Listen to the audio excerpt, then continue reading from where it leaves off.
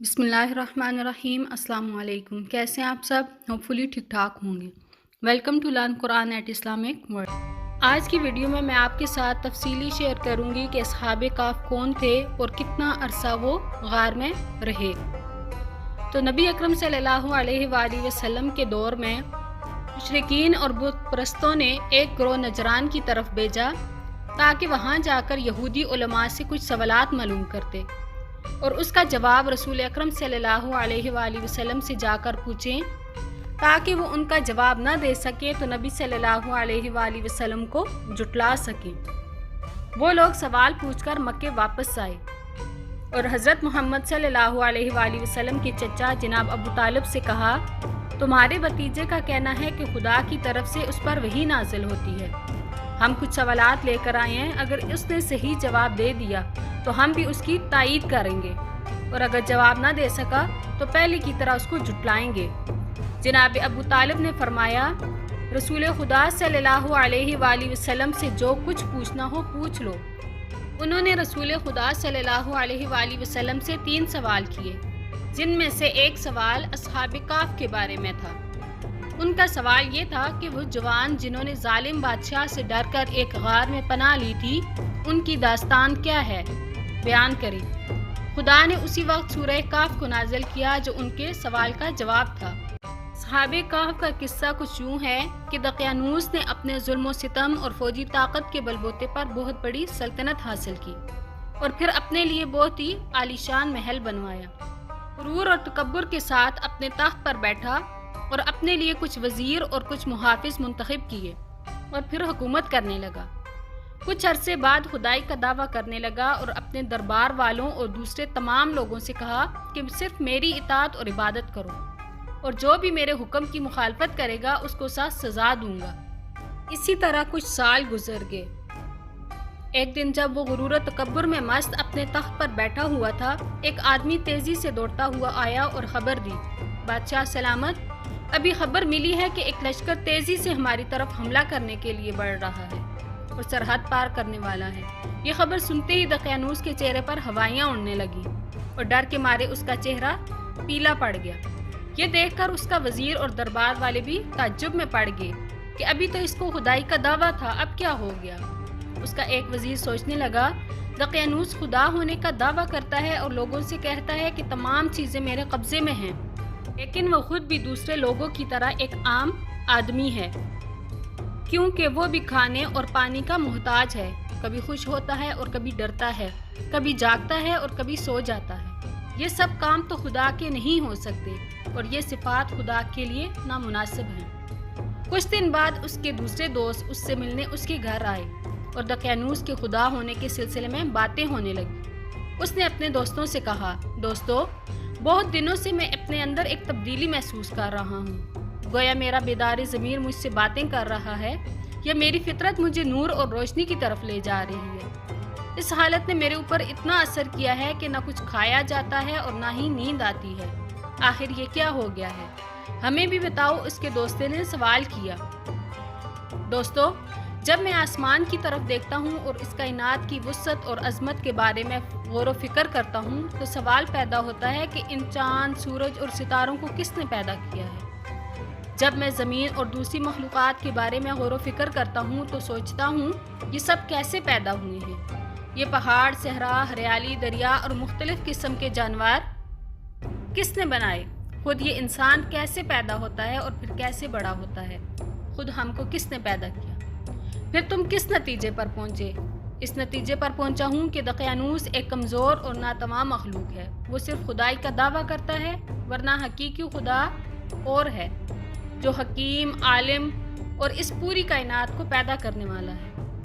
उसके दोस्तों ने भी उसकी बातों पर गौर किया और फिर सब ने उसकी तायीद की।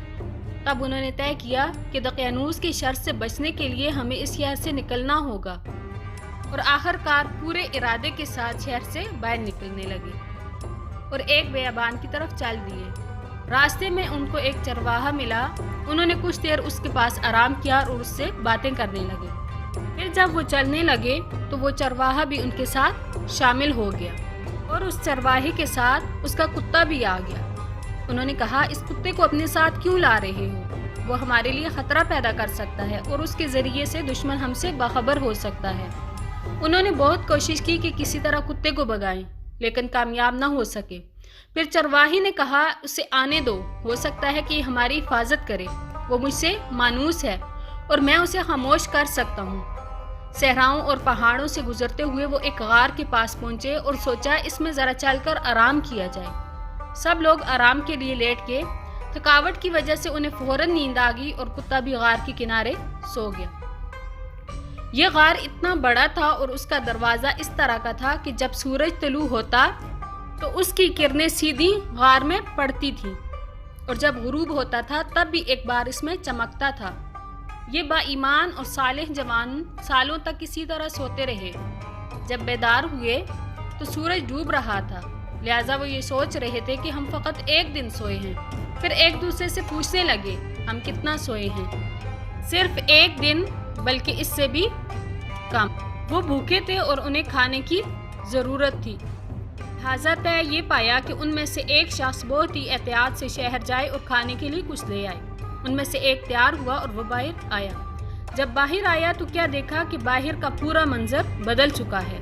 پہاڑوں پر صرف چند سوکھے پیڑ دکھائی دے رہے تھے اور کچھ نہیں۔ جس راستے سے وہ آئے تھے وہ بھی اسے عجیب سا لگا، اور شہر تو بالکل بدل چکا تھا۔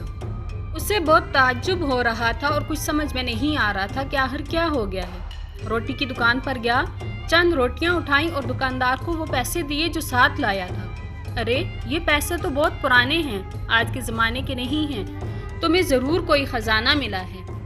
کیا کہہ رہے ہو؟ یہ پیسے میں چند دن پہلے اسی شہر سے لے کر گیا ہوں۔ تم جھوٹ بول رہے ہو، تمہیں ضرور کوئی خزانہ ملا ہے اور تم اسے چھپانا چاہتے ہو۔ لوگوں کا ایک مجمع اکٹھا ہو گیا اور خبر جنگل کی آگ کی طرف پھیلتی گئی، یہاں تک کہ بادشاہ کے کانوں تک جا پہنچی۔ اسے بادشاہ کے دربار میں حاضر کیا گیا تاکہ اس سے پوچھ تاچھ کی جائے۔ کیا تم کو کوئی خزانہ ملا ہے؟ بادشاہ نے سوال کیا۔ نہیں، مجھے کوئی خزانہ نہیں ملا۔ میں جب اس شہر سے نکلا تو لوگ مجبور تھے، دقیانوس کی عبادت اور پرستش میں لگے ہوئے تھے، اور جب میں یہاں اب آیا تو شہر کا منظر ہی بدلا ہوا ہے۔ یہ کہانی شاید تم نے اس لیے گڑھی تاکہ ہم کو بیوقوف بناؤ۔ تمہیں معلوم ہے کہ ہمارے پیغمبر جناب عیسیٰ علیہ السلام نے فرمایا ہے کہ اگر کسی کو خزانہ ملے تو اس کا 5واں حصہ اس سے لیا جائے اور باقی اسی کے حوالے کیا جائے۔ اس نوجوان نے جواب دیا کہ میں اسی شہر کا رہنے والا ہوں اور جو کچھ کہہ رہا ہوں حقیقت ہے۔ کیا اس شہر میں تمہارا گھر بھی ہے؟ ہاں ہے، آئیے میں آپ کو اپنا گھر دکھاتا ہوں۔ بادشاہ اور کچھ دوسرے لوگ اس کے ساتھ گئے تاکہ دیکھیں کہ کیا یہ ٹھیک کہہ رہا ہے۔ یہاں میرا گھر ہے، جی ہاں۔ دروازہ کھٹکھٹایا گیا۔ ایک بوڑھے آدمی نے دروازہ کھولا اور پوچھا کون؟ کیا کام ہے؟ بادشاہ نے کہا اس شخص کا کہنا ہے کہ یہ اس کا گھر ہے اور اس کی کہانی بھی بڑی عجیب و غریب ہے۔ بوڑھے نے پوچھا تو اس جوان نے اپنا نام بتایا اور گھر کی کچھ نشانیاں بتائیں۔ وہ بوڑھا اس جوان کے قدموں میں گر پڑا اور اس کے ہاتھوں کو چومنے لگا۔ جو نام آپ نے بتایا ہے وہ تو میرے دادا جان کا نام ہے۔ بادشاہ سلامت، یہ سب وہ با ایمان جوان تھے جو ظالم بادشاہ دقیانوس کی حکومت سے بھاگ کر شہر سے باہر چلے گئے تھے۔ یہ سچ کہہ رہے ہیں۔ بادشاہ اور دوسرے لوگ بھی اس جوان کا احترام کرنے لگے۔ پھر یہ طے پایا کہ غار میں چلا جائے تاکہ دوسرے جوانوں کا بھی دیدار کیا جائے۔ سب لوگ غار کی طرف چل پڑے۔ جب غار کے قریب پہنچے تو اس نوجوان نے کہا ابھی آپ لوگ یہیں ٹھہر جائیں تاکہ میں اپنے دوستوں کو ساری بات بتا دوں، کیونکہ انہیں علم نہیں کہ وہ کتنا سوئے ہیں۔ اگر وہ آپ لوگوں کو دیکھیں گے تو یہی سمجھیں گے کہ دقیانوس کی فوج ہمیں گرفتار کرنے آئی ہے۔ وہ دوستوں کے پاس آیا اور کہا دوستو، کیا آپ جانتے ہیں کہ ہم کتنا سوئے ہیں؟ بتا تو دیا کہ ایک دن، بلکہ اس سے بھی کم۔ نہیں دوستو، بلکہ ہم لوگ 309 سال تک سوئے ہیں۔ دقیانوس بہت سالوں پہلے مر چکا ہے اور اس کے بعد خدا نے ایک پیغمبر بھیجا جس کا نام عیسیٰ ابن مریم ہے۔ خدا کے حکم سے وہ بھی اب آسمان پر چلے گئے ہیں اور اس وقت کا بادشاہ اور لوگ سب اسی پیغمبر کے ماننے والے ہیں۔ وہ سب لوگ آپ کے دیدار کے منتظر ہیں۔ اس کے دوست تعجب سے اس کی باتیں سن رہے تھے۔ ان میں سے ایک نے کہا تم کیا کہہ رہے ہو؟ کیا یہ چاہتے ہو کہ ہم لوگوں کے لیے عبرت بنے؟ پھر کیا کیا جائے؟ اور سب خدا سے دعا کرتے ہیں کہ دوبارہ ہم کو اسی طرح اپنی بارگاہ میں بلا لے۔ خدا نے ان کی دعا قبول کر لی اور پھر ہمیشہ کے لیے سو گئے۔ جب بہت دیر ہو گئی اور وہ باہر نہ نکلے تو بادشاہ اور اس کے سپاہی اس کے اندر آئے، دیکھا کہ سب کے سب اس دنیا سے جا چکے ہیں۔ بادشاہ نے حکم دیا کہ اس غار کو ایک عبادت گاہ کی شکل دی جائے تاکہ قیامت تک کے لیے یہ یادگار رہے۔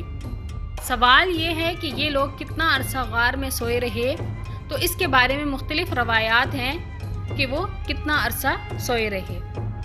مزید اسلامک ویڈیوز اور وظائف کے لیے اس چینل کو سبسکرائب کریں۔ آج کے لیے اتنا ہی، دعا میں یاد رکھیے گا۔ اللہ حافظ۔